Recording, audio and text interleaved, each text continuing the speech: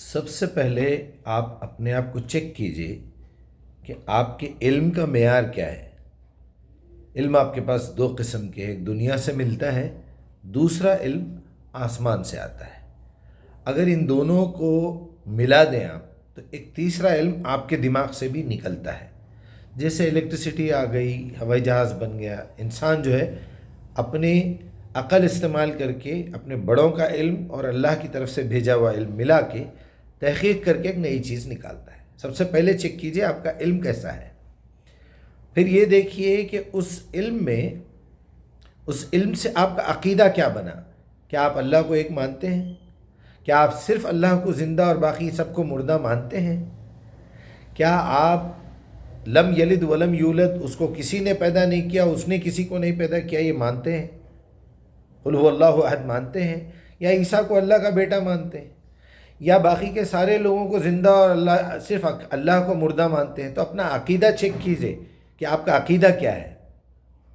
تو علم کے بعد نمبر آتا ہے آپ کے عقیدے کا، آپ کے یقین کا، آپ کے ایمان کا۔ اس کے بعد آپ کو یہ دیکھنا چاہیے کہ اس کے اوپر آپ عمل کتنا کرتے ہیں۔ علم تو بہت ہے آپ کے پاس لیکن عمل نہیں ہے۔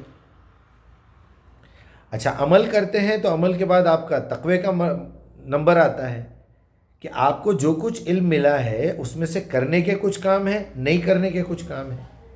تو جن چیزوں سے منع کیا گیا ہے آپ رکتے ہیں یا نہیں رکتے ہیں؟ نہیں رکتے تو آپ پھر متقی نہیں ہیں۔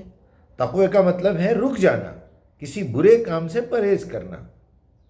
ہدی للمتقین، سیدھا راستہ، صحیح راستہ، استقامت والا راستہ میں ان کو دکھاؤں گا جو برائیاں اپنی طرف سے چھوڑ کے میرے پاس آتے ہیں۔ یاسین والقرآن الحکیم انک لمن المرسلین وعلی صراط مستقیم، میں نے آپ کو رسول اس لیے بنایا ہے آپ پہلے سے صراط مستقیم پہ ہیں۔ ہاں، آپ کو ایسے ہی نہ قرآن ملے گا، نہ اللہ تعالیٰ نے کسی کو نبوت دی ہے، چنا ہے لوگوں کو۔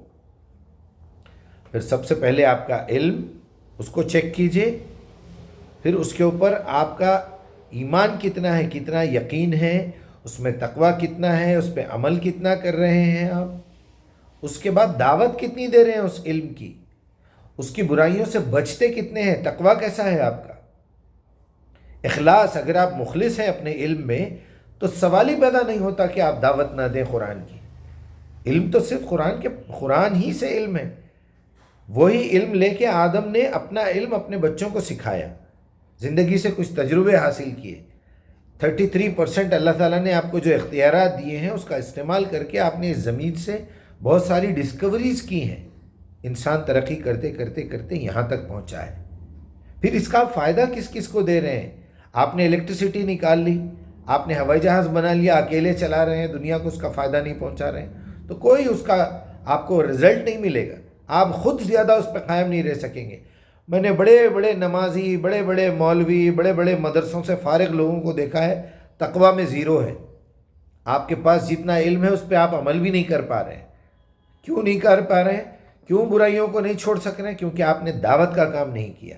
تو یاد رکھیے، علم وہی ہے جس پہ آپ کو ایمان ہو، جس کی آپ دعوت دے رہے ہو۔ اپنی زندگی کا، اپنے علم کا، اپنے تقوی کا، اپنے عمل کا جائزہ لیجئے اور اس کو سدھاریے، ورنہ جہنم میں جانے کا پورا انتظام پکا ہے، سمجھ لیجئے گا۔